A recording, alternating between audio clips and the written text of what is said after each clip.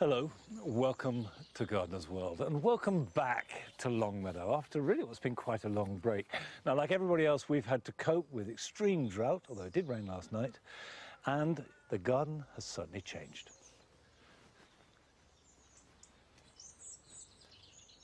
Come on. Now, the cottage garden is noticeably devoid of colour. That's partly because the roses are over. They were great, but they went over fairly quickly. And what was meant to follow them up were dahlias. We planted dahlias all over the cottage garden, and they've done really badly. We've hardly got any dahlias flowering in the borders at all. So that hasn't been good. Now, the jewel garden is doing fine, actually. It's a bit less substantial than it normally is because we haven't watered, of course, and there's just not the same growth. And dahlias are only flowering in pots because, of course, we've watered those. And a lot of plants are still flowering, just slightly less exuberantly than they often have done. But given that this is one of the driest years in living memory, I'm really quite pleased with the way it's performed.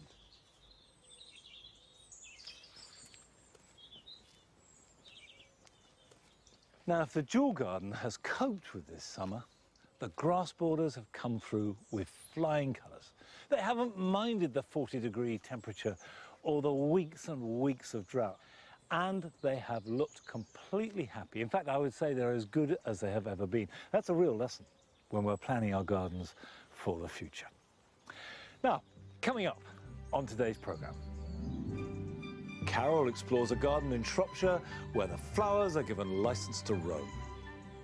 For all the world, it's just like being dropped into the middle of this giant flowering meadow. It's magical.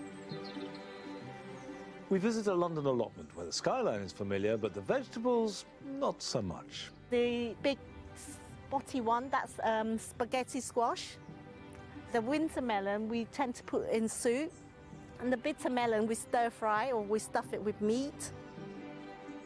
JJ discovers that for one man, buying a wood opened up a whole world of possibilities, both for him and his community. It was a two-way process, Really? regenerating the forest, but very much regenerating myself as well. And I should be making a start on planting up spring bulbs in pots, as well as sowing some spinach for winter.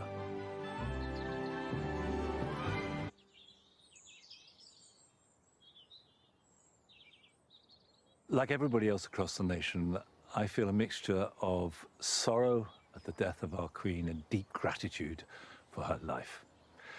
I met her at Chelsea this year and we talked about the benefits of gardening for physical and mental health. And certainly gardens can be a solace at times like this, but also, I think more importantly, they connect us to those rhythms of nature that celebrate life and hope.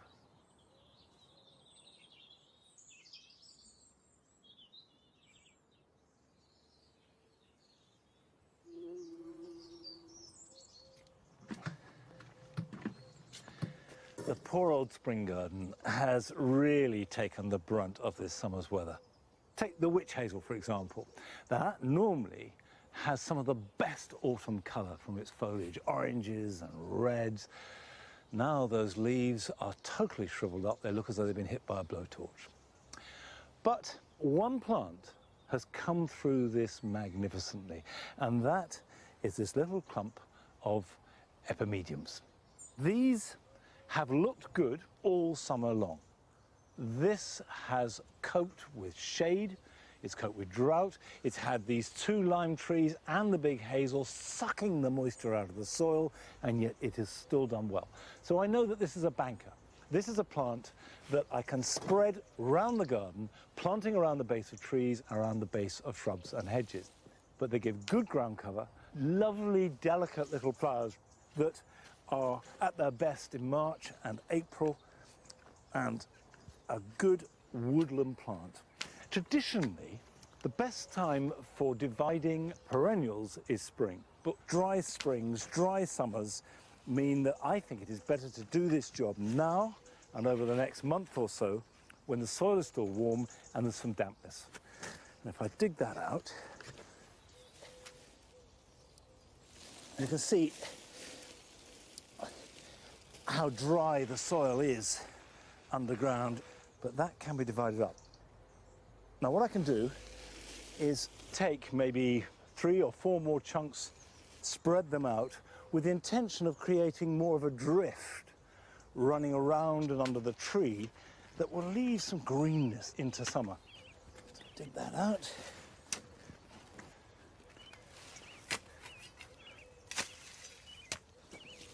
This can go in like that.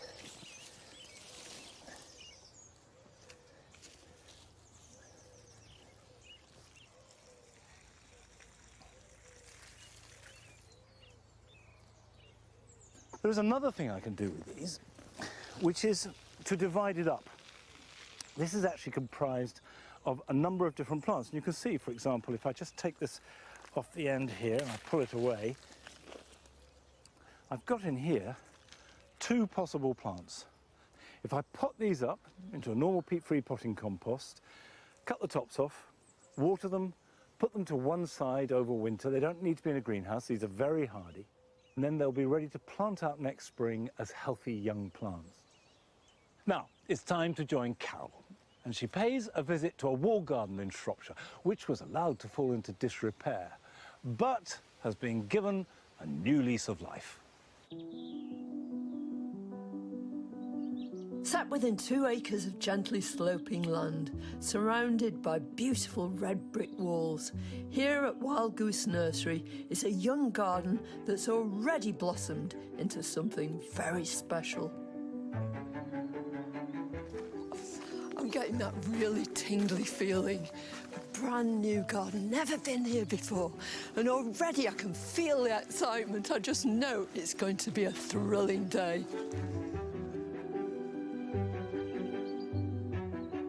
Abandoned for decades, this late Georgian kitchen garden was rescued and brought back to life in 2015. But rather than recreate the past, the owners have gone for something completely contemporary, full of enticing glimpses and plants which seem to be reaching for the sky. For all the world, it's just like being dropped into the middle of this giant flowering meadow. It's magical.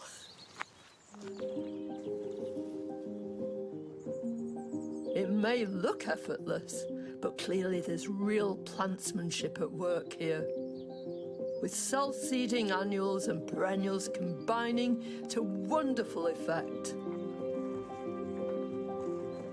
This is a garden with a very distinctive, a very definite ethos. That's not at all to say that it's all carved in stone. It's all according to rules.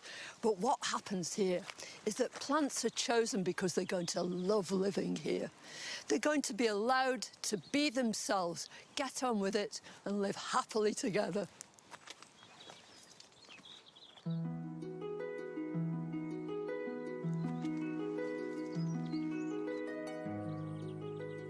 In complete contrast to other parts of the garden where there are winding, wending paths making their way this way and that, here you've got great formality, a straight path down the centre of 2 matching borders. These beds are absolutely packed full of perennials, yes, but all perennials that are just doing their own thing. There are quite formal plants like this Cynthia trichon. This is prairie purple. It will have little flowers later on too. But this makes a kind of counterpoint right the way down and leads your eye through these borders. But then there's huge informality too, with plants like this Achillea tarmica, the pearl, with its little white buttons. And look here, where a grass has introduced itself. This is Melica ciliata, with these soft, fluffy heads. And its white is quite different from that of the Achillea. It's a bit like a soap powder advert. And another very exciting white flower, probably my favourite umbel, Selenum wallicianum. Great ferny rosettes of leaves from which rise these deep purple stems, and then plateaus of creamy white flowers. Enormously popular with all sorts of pollinating insects. The purple stems of the Solenum are picked up here and there by another perennial. This is Verbena officinalis Bampton. It's absolutely delightful with these wiry stems and tiny little flowers. And it too has seeded here, there and everywhere. In fact, these borders look as though they're doing it themselves, and in many ways they are. It's not only in the sultry days of summer that these borders shine. They're designed to provide colour and interest right across the year. But right now it's these self-seeding plants which characterise this whole garden that are very much in evidence, none more so than this. This is Atriplex, Hortensis rubra, otherwise known as Orac. It's a very popular annual and it just puts itself all over the place, and yet somehow it always seems to end up in just the right place. It's a form of spinach, and earlier in the year you can eat it, but I wouldn't want to, because I want it to do its thing. These beautiful seed heads now against the brilliant blue sky, just utterly perfect. But it's not only annuals. There are loads of biennials here too.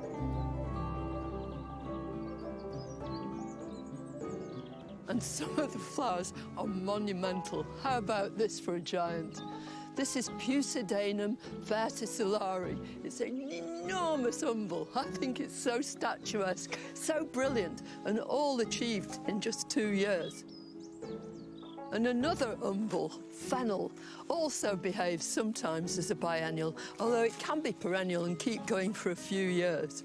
But in here is a plant that's in full seed now, nestling in the midst of this jungle. It's Lunaria annua, which might lead you to think it's an annual. It's not, it's a biennial, and its usual name is Honesty. It's instantly recognisable in seed, and you could let the seed fall to the ground and make new plants, or you could collect a bit of it and then put them into the garden where you choose.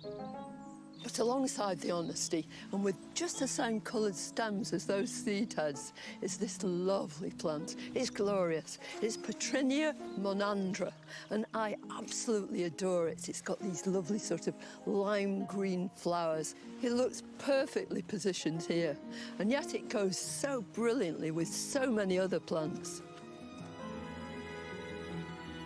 I can't come to such an exciting garden as this and not talk about colour. And like everything else here, colour has been used in a way to create a feeling of harmony. And this border is a perfect example.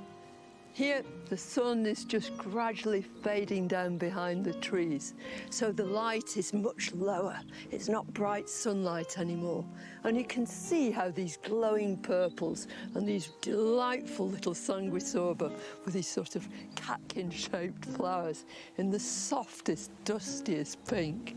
And look at the background, absolutely perfect, this brick wall, which just reflects this colour. But it's got nothing to do with academic colour wheels and what goes with what. It's much more intuitive than that, much more poetic. And this border is a beautiful example. This garden simply thrills the senses.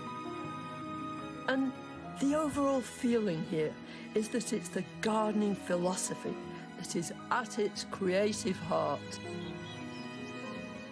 Once plants here are established, they're very much left to their own devices. The garden here is never watered. And though gardening and nature are not the same thing, this garden echoes nature. All the plants and the creatures who live in harmony with them are happy. And the same must go for anybody who's lucky enough to visit this beautiful place.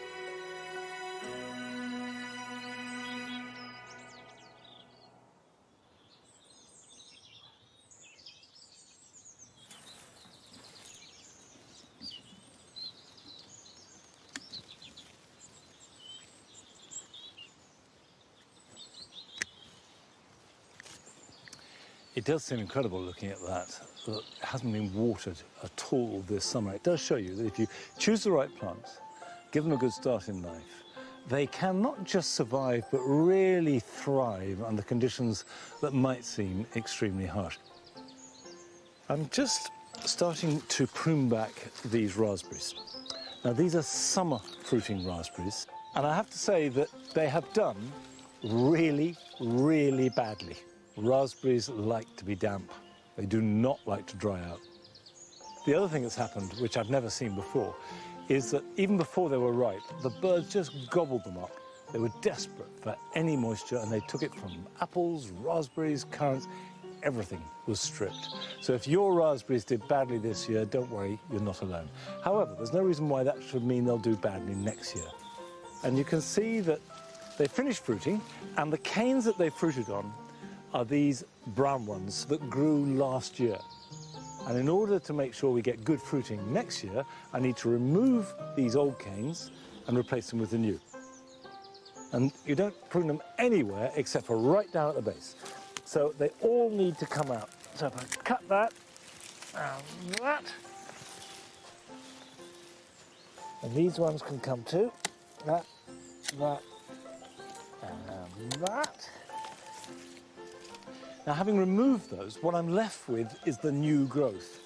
And you can see that by and large, they're a pale green as opposed to the brown of the old canes, and also they're much more flexible. Sometimes you get a lovely purple colour to them, but again, they're fresh, they're flexible, and the important thing is this will carry next year's fruit, so we don't want to prune these off. And select the strongest and best canes, looking for about 6 or 7 canes per plant, and fan them out equidistant along your support. So I will tie those in, something like that, and that's all you have to do till next year. Now, these are my autumn fruiting raspberries. I've got Polka at this end and Autumn Bliss here. Now, the thing about autumn fruiting raspberries is that they start to produce their fruit as the summer ones finish, normally round about the beginning or the middle of August, and they will carry on fruiting sometimes as late as November. And the crucial thing is that they produce their fruit on the current season's growth. So all the new growth that's happened this year will carry all the fruit. And that makes pruning really easy, because when they've finished fruiting, when the leaves have all dropped off, which will be somewhere around about Christmas, just cut a whole lot flush with the ground. Now, it's time to visit one of your gardens. And we're going to the south coast to visit the garden of Sonia Waters. Welcome to my little Brighton garden. Because it's baking hot in this little yard in the summer, I've got tropical plants, bananas, canna lilies.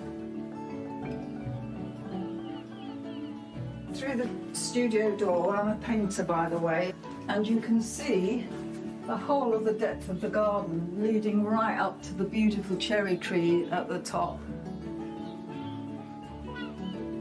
I like mostly green with a splash of bright pink, a splash of red, a splash of black for drama.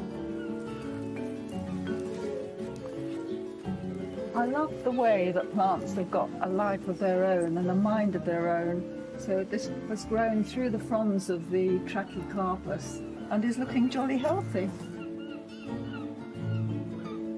This is my shady area. This little darling is my favourite fern. It's so delicate with its black stalks, and it can't put up with a single dapple of sunlight. This lovely little plant with its spotty stems, it's from South Africa, an Ecomis. It's supposed to like as much sun as possible, but show it a bit of sunlight and it droops. Melianthus major. I love its leaf forms and its silvery colour. Along to my succulent spot, sitting on my old treadle sewing machine. So that's the end of our trip through my very small garden. I hope you enjoyed it. Bye.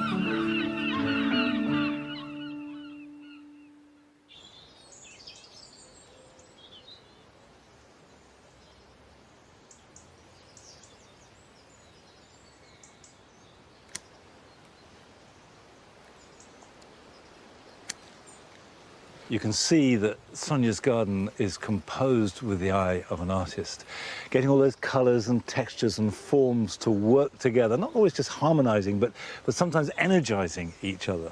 It's very, very successful, and of course that's what we all try to do to a certain extent in the garden.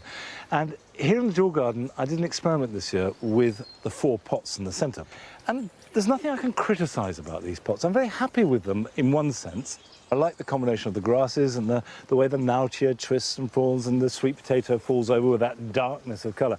However, it's in the wrong place. It's just not punching its weight enough. This would be really nice in the Paradise Garden, in the Cottage Garden. So they may not be repeated here, but I might use the planting scheme elsewhere.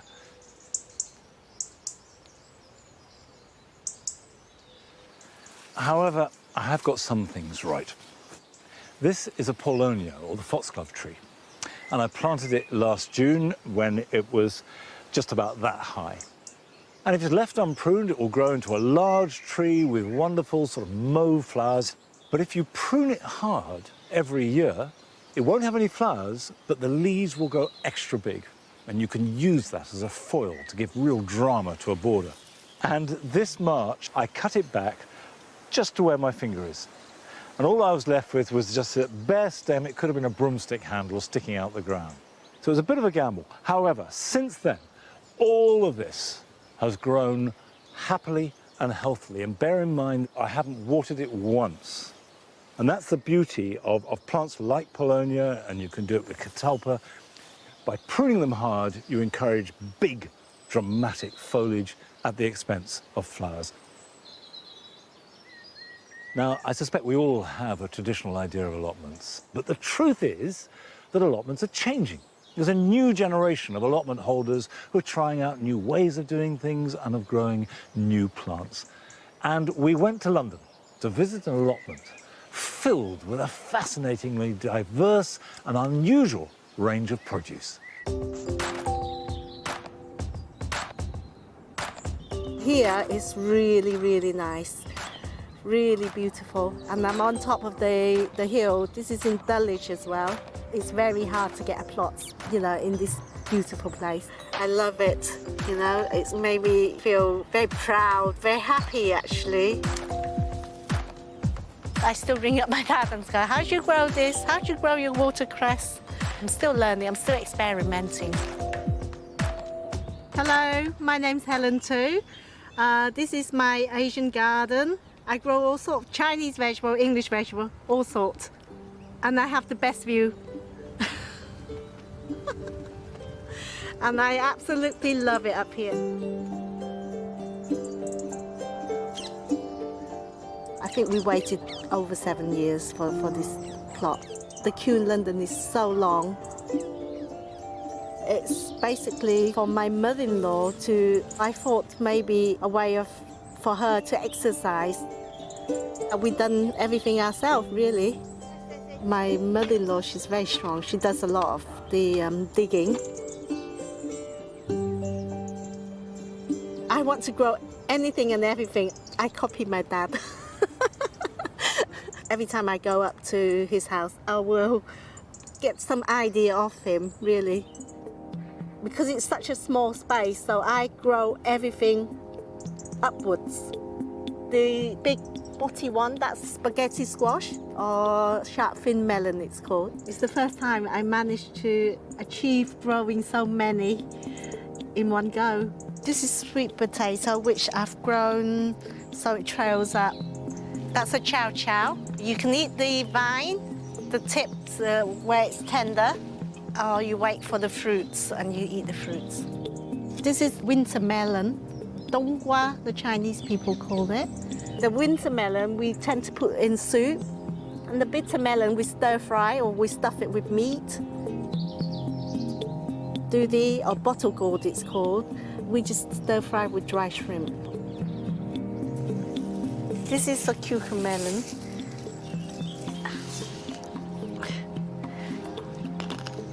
It's very crunchy. It's got a bit of tang to it.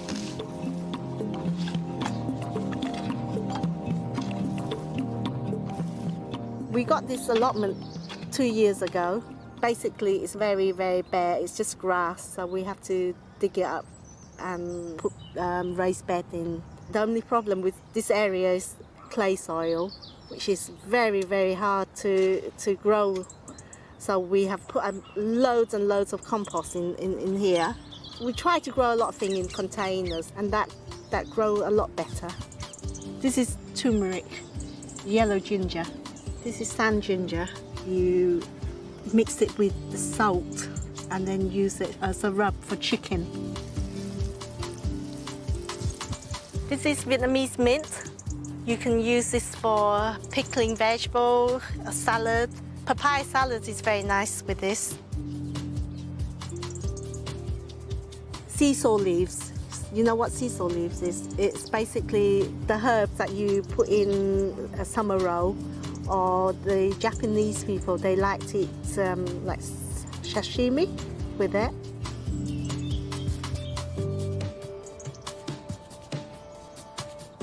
I've got Chinese celery, Japanese pumpkin, which I just harvested.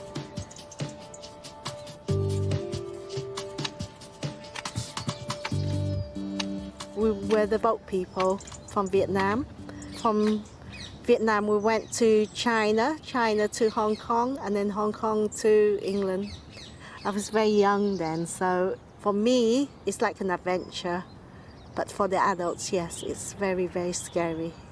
When we first come, they like to grow their veg because in the UK, you cannot buy a lot of Chinese veg previously, but now you can.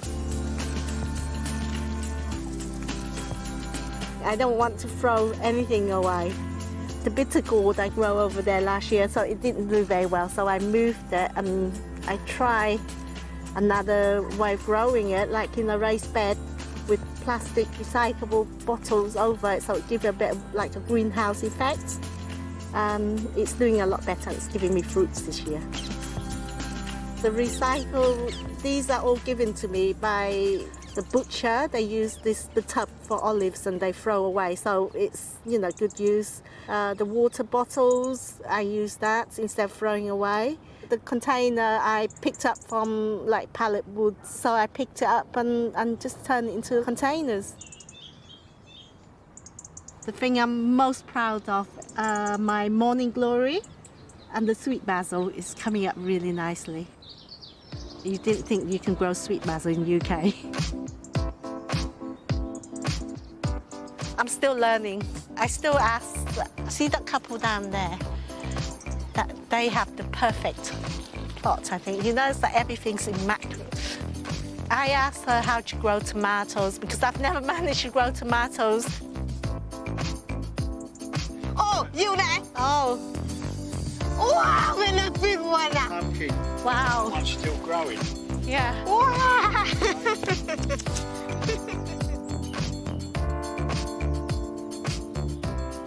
One of my top tips is soaking banana skin in water to make fertilizer, and I use that for the gourd. It's supposed to produce abundance of fruits. You don't realise you're in London, you know what I mean? You're up here, you're in the countryside. When the sun sets, it's just so amazing. When I come here, I'm like carefree, you know, I'm not stressed, I'm here. Literally time just go by and I enjoy it. After if you get to fruit like one bitter melon, I'm so happy. Yeah, and I've got a few gourds, yeah, I'm like over the moon.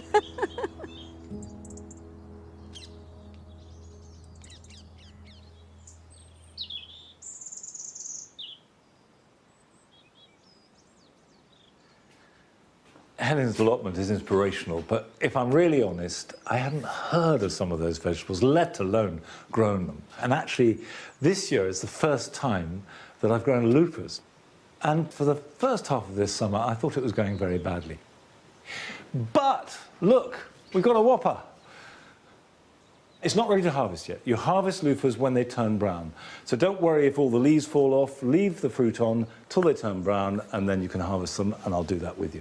I've overwatered these. which is why I haven't got so many fruit but got lots of growth. And the reason I've overwatered them is because I put them next to the cucumbers, which do need water and have been brilliant. We've had scores of cucumbers, there are still lots on there. I've never known them grow so well. The padron peppers have been really good. The interesting thing is to see how big they are compared to the chilies in pots. Give them good soil and nice growing environment and they will get quite big. And finally, the aubergines on this side, again, have done really well. They've loved this hot summer. You can see we've got fruit there ready to harvest. You know that they're ready when they're full size, they look like you expect them to look, and they're still glossy. Now, what I would say with aubergines is at this time of year, you're not going to get many more fruit, if any.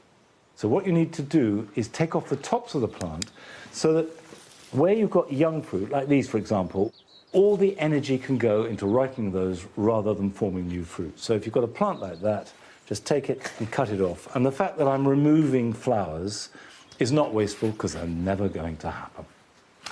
Now, still to come. JJ visits a wood with the power to heal a whole community. This place isn't just for you. I mean, a lot of people come here, don't they? I decided fairly early on to open it up and say to the public, you're welcome to come and walk through here. And then it just grew into all sorts of therapeutic and educational opportunities while we were doing it. And we visit a couple whose use of exotic plants has not only transformed their garden, but also their lives. It's certainly changed, hasn't it? Yeah, very much so. We had very ordinary plants then, didn't we? Yeah. We didn't have to live with them in the winter in the house. Didn't have to take them in the bedrooms. No. So you wouldn't have had to climb over the end of the bed to get in those days. But now it's time for another of your films, and this one comes from someone who has found inspirational and innovative ways to tend his garden. My name is Ronnie. I live here in Dublin, Ireland, and I am a very keen gardener. When I'm actually planting out into the garden, I have a sort of a routine. I tip the pot like this. I've been gardening since I was a kid, and I was totally addicted to it from day one. There we go. I grow mostly vegetables and fruit. I'd like to show people with challenges, physical challenges, that there are ways that you can get to little problems. Isn't that beautiful? I'm so happy with that. Sometimes I have trouble pinching out the side shoots on my tomatoes. So here's a little idea, and it gets into small little spots. So we can go down and we can clip it out like that. This is a cotton bud on the end of a bamboo stick, and I just bent it over so it's easy to use. This is a Royal Crown squash. They don't always get fertilized because there's not a lot of bees in the polytunnel sometimes. So we take some pollen out and we drop it into the female flower like this. Sometimes when it comes to watering, it's very hard to get at plants. So you get a milk bottle. Stick it into the water, it's got some comfrey mix in it, take it out, give them a good swig. With a little bit of ingenuity, a little bit of determination, you can do it.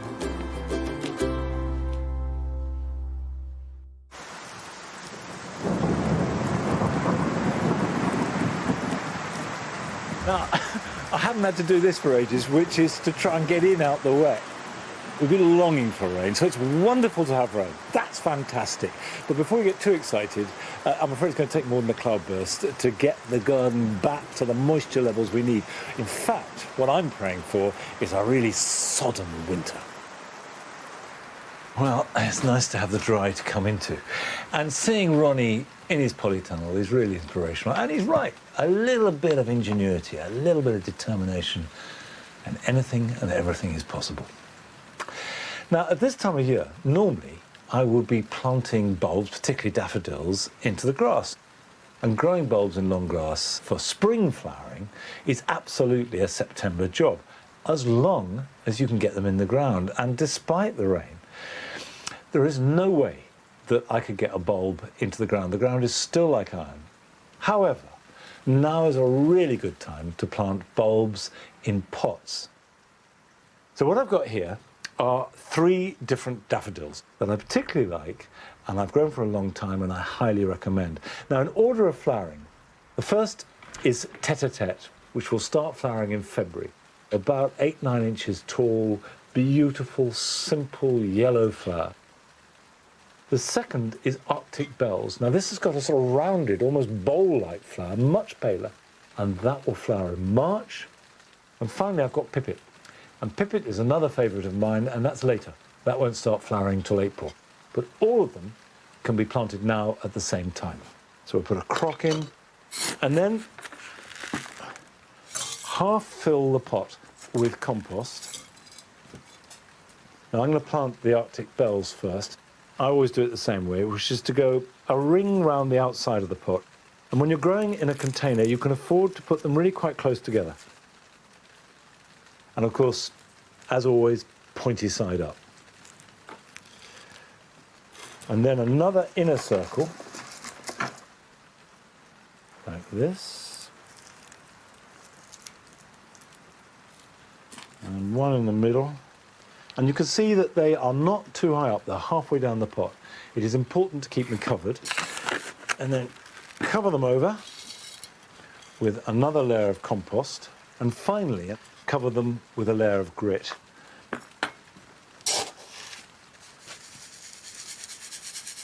Now that does 2 things. One, it makes it look nicer. It sets off the flowers very well. And 2, it's practical, because when it rains or you water them, you can splash the compost up and you get specks of dirt on the petals. This way, that doesn't happen. Finally, don't forget to label them. And that can be put aside. You won't see any signs of life until the new year or even February. Don't let them dry out completely. I water these maybe once a month, but don't let them get too wet. And they can be stored in the dark quite happily until the new year, and then bring them out so they get some light. Now, we're going to Lincolnshire to visit the garden of Jenny and Roger Grasham, which is dramatic and exuberant.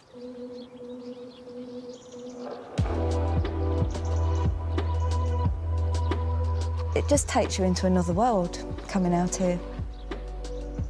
Anything that's bothering you, it relaxes you straight away. It just drains away. If there's something we're growing, and we've been growing it for years, and it flowers for the first time, it does lift you. Yeah, there's excitement from it as well as calm, yeah.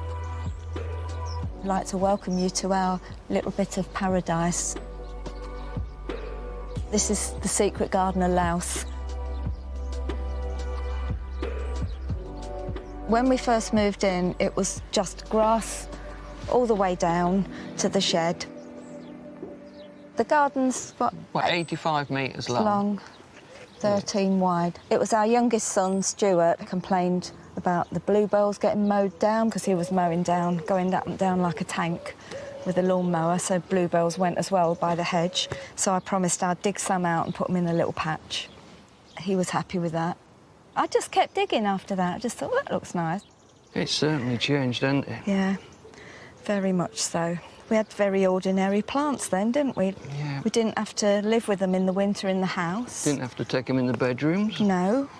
So you wouldn't have had to climb over the end of the bed to get in those days. Yeah. You got into the exotics after 2010. And you just evolved and came along with it, didn't you? Yes. My go-to saying was go large, in leaves and in size of plants. It just gives me the atmosphere that I want out here.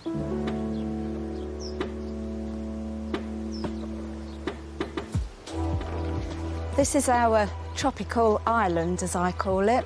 Been here a lot of years. This goes right the way round, and you can get all the way around it, so it's different from all views. I think at the last count we had 16 different varieties of bananas at various places in the garden, and some are still quite small and others quite enormous. The bananas are in this spot. We've got the big paddle-leaved Ensete Morellii, and then next to that is another Ensete, but a different variety called Montbéliardii. Goes more upright instead of spreading. And behind that, there's a green one that stays out all the time, Sycamensis. It can be tricky putting these little splashes of colour in shady areas. And years ago, I used to hate the begonias, the bedding things. I used to think, oh, ghastly things, because I think I'd always seen them just a mash of colours smashed together. But now I find they're invaluable. So when you've created shade and you want to put a little splash of colour, they light up an area. A begonia will flower its socks off in a shady area, so it's just brilliant. And the ricinus, we've got various different varieties of those around the garden, and we have one behind me here, blue giants. They grow so much in a season, so even when you're just starting, there's something that you can grow to start you off with these big leaves until you can acquire and get to know about so many other things as you progress in your exotic gardening journey.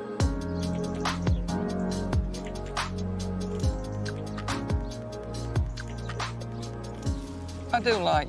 You like propagating, yeah, don't you? Yeah, it was all trial and error, wasn't it? Growing things from seed, taking cuttings and things like that. It always seems to have given a good results.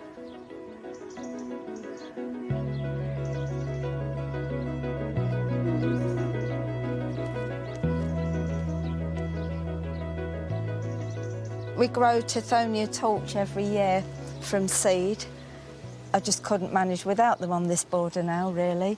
They're a little bit tricky when you're first getting to bring them outside. They don't like being cold, and they certainly don't like being too wet. But if you get it right, you get this fantastic, rich orange daisy-like flower. This is what we call our hotbed. So it's reds and oranges and yellows, mostly. Oh, the dahlias are looking well this year. This is one of your favourites, isn't it? It is, yeah. It's Karma Bonbini. Bonbini, yeah. Yeah. And it's quite zingy when it first comes out, but it gets a bit more pastel-y in the bright sunshine. Deborah Rennie. Deborah Rennie. Oh, a very brilliant. good red. We love that one. Canna Cleopatra, a favourite of ours. And, It is, it's a cracker, and that visitors one. always notice it as well. It's the one they talk about the most. It's weird, but it's beautiful. We fetch a load of horse manure in the car, which not everybody idea of fun, but and then we just maybe once every year or once every 2 years we cover the whole bed with horse manure. It is one of our best beds.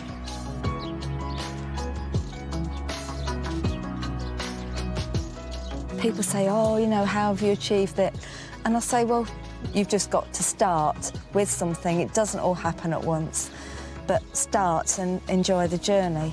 I mean, I'm a person that does not sit, and I have never sat in this garden for this long before, have I? Which I've enjoyed, to be quite honest. Yeah. Yeah, it's looking well.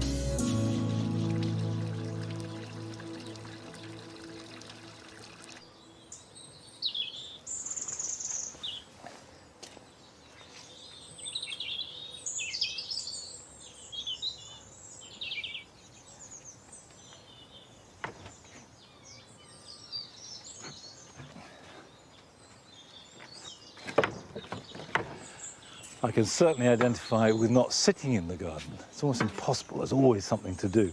But I'm not quite so sure that I would tolerate having my bedroom so full of plants that I have to climb into bed over the end. But each to their own, and it clearly works for Jenny and Roger because they have made a wonderful garden. Now, here in the vegetable garden at Longmeadow, things have moved on since you were last here. We've entered another season, really.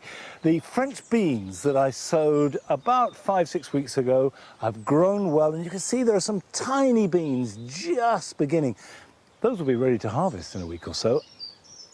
Also, our courgettes have been good. Now, I have watered these once or twice a week, and we have been harvesting them regularly.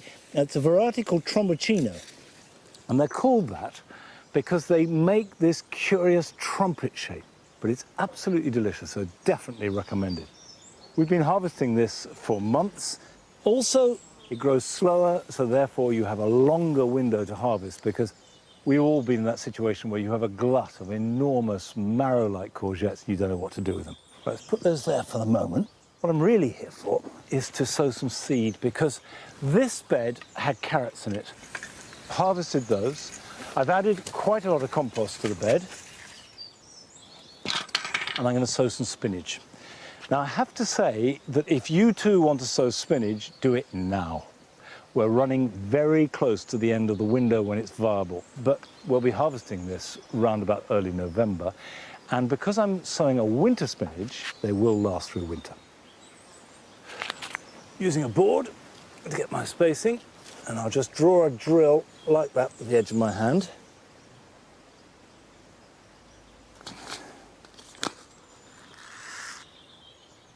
They're quite big seeds, and these are fairly large plants, so that you can space them out up to 6 inches apart.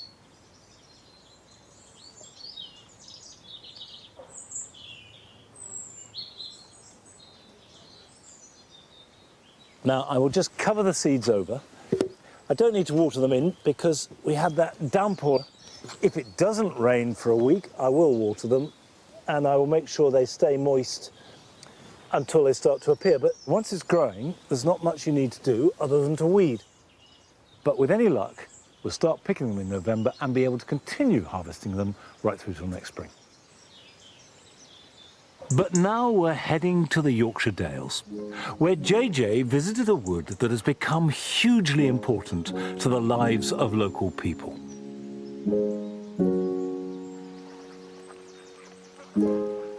We all know that spending time outdoors is good for our physical and mental well-being. But for me, there is something special about being surrounded by trees in the dappled light of a beautiful woodland.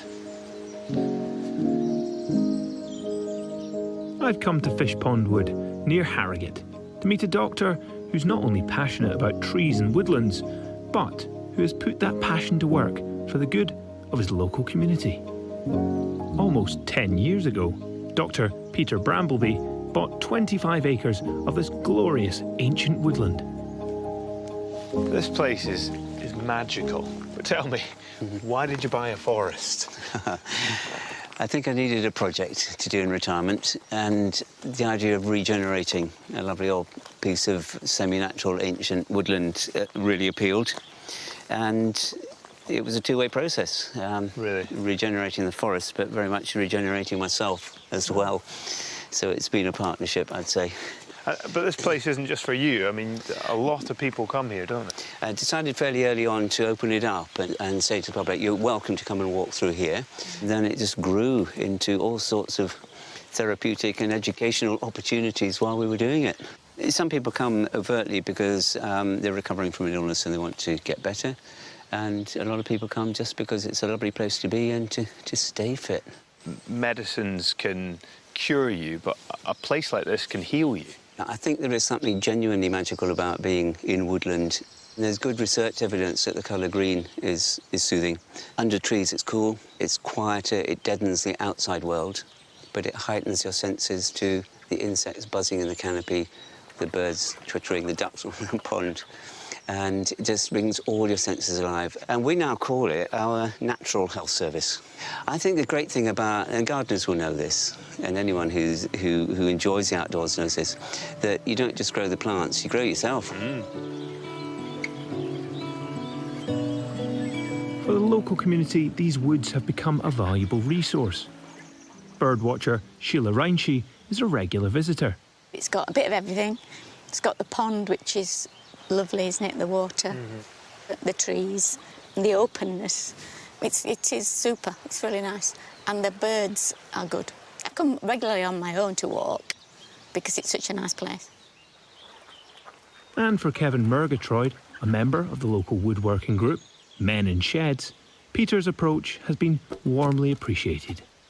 If you've got a wonderful area like this, what is the point in just keeping it to yourself? You want to share it with people so that everybody can enjoy it and everybody can reap the benefits from it. And that is really what Peter is doing. And the more people can enjoy it, the better. For one local artist, these woods have been vital to his creative expression and his emotional well-being. James Owen Thomas was diagnosed with autism at the age of 3 and didn't speak until he was 6 years old. James, how has nature and this woods, how did it help you growing up? Being on the autistic spectrum has meant that I suffer from depression, anxiety, and from a lot of different stressful situations on a daily basis. So being out in wildlife and nature and the environment has really helped with that. And there are so many beautiful things here. What is it about trees specifically, though, that you think are special? Just in their presence, how they tower over you and how they sort of act really as a form of shelter. It can make you feel really at peace.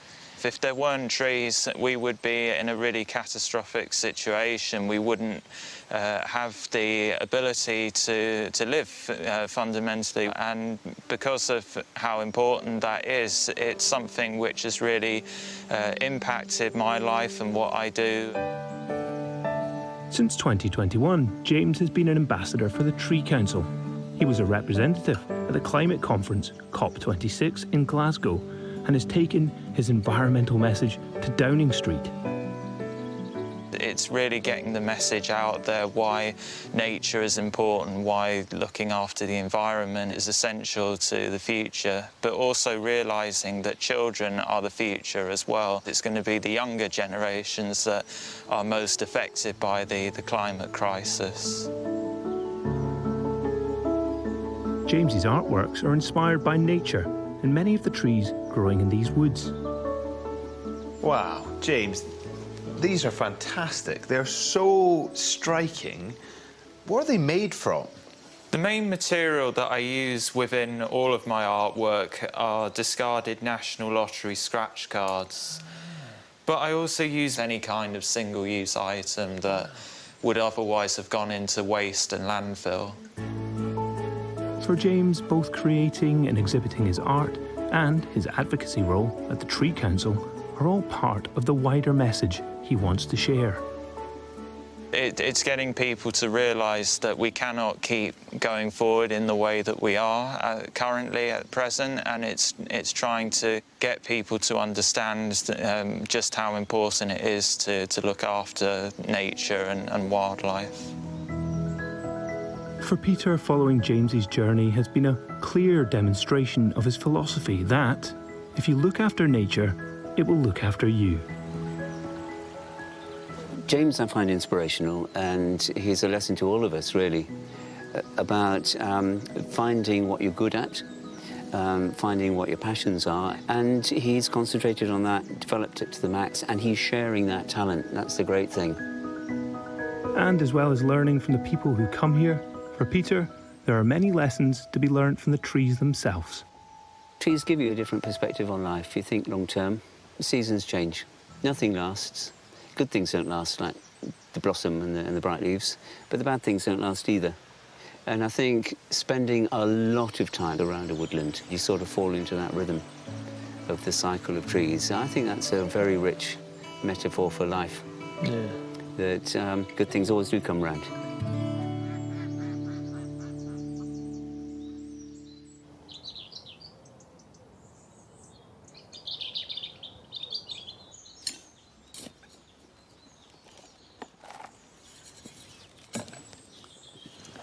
I've always felt that the best of a garden marries in with the best of woodland, and almost all woodland is good. Now, you're not going to get many strawberries in woodland, I suppose some wild ones perhaps, but about 6 weeks ago, I took some runners from the strawberries that I'm growing in this trough, and I put them into pots. Now, the reason I'm not lifting that up is because it's attached to the mother plant. And now that it's growing, it should have its own roots and won't need that attachment. So if I just cut this now like that, and then that like that, I've now got a separate strawberry plant. Now, I'm assuming that it's got roots of its own. So this is a little bit of a moment. These are the homemade staples that I pinned it down with, and yes, we've got roots, I can tell. There we go, look at that, lovely. So we've made ourselves a new strawberry plant. Now I'd intended to fill the gaps in this trough, and 6 weeks ago there were gaps to be filled, but you can see now they fill themselves. The runners have taken naturally, they've rooted, and there's no room.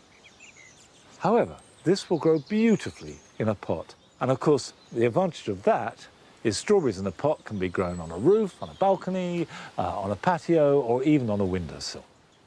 So if that goes there, I shall get 2 more there and there, and they will spill over the edge and look really good as well as tasting good. Right, when I finish this job, here are your jobs for the weekend.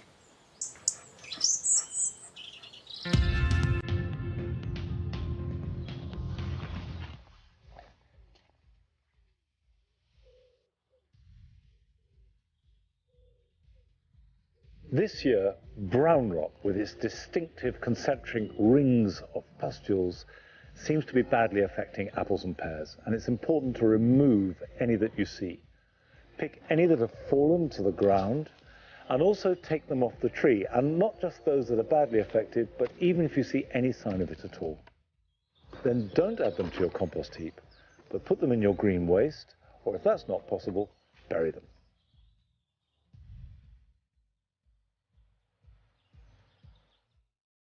Agapanthus have finished flowering, and it's important to cut the seed heads off.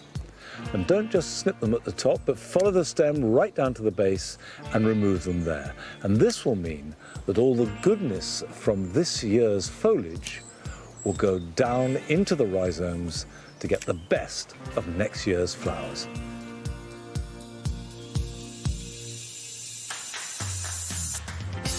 Now is a good time to take pelargonium cuttings. Use a very free-draining compost, and I add plenty of perlite to mine. Choose nice, strong growth that doesn't have a flower bud, and then remove the lower leaves with a sharp knife and clean off the cutting point just below a node. Insert the cuttings into the corner of a pot or around the edges of a circular one, and then water it well.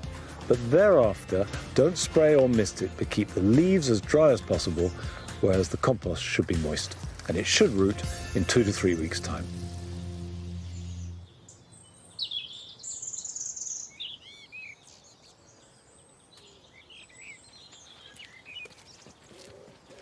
Well, I've got one more job to do. Now, don't disappear, we need the basket. I want to collect some sweet corn. What do you want? You want something for your... Pure bribery. There, look at that. Ooh, look how delicious that is. Right, now we can continue. It's time to harvest sweet corn. Now you know when sweet corn is ready because the tassels, the flowery bits at the end, turn dark brown or black, and they're a little bit wiry to touch. And so if you just pull it away like that, you can see that if I open it up, there inside, perfect, absolutely perfect. Now the whole point about growing sweet corn is the sweetness very quickly goes once you've picked it. So take them back to the kitchen, into boiling water, let them cook, and then eat immediately, slathered in butter. I'm afraid that's all we've got time for today, but I'll see you back here at Longmeadow at 8 o'clock next Friday. So until then, bye-bye.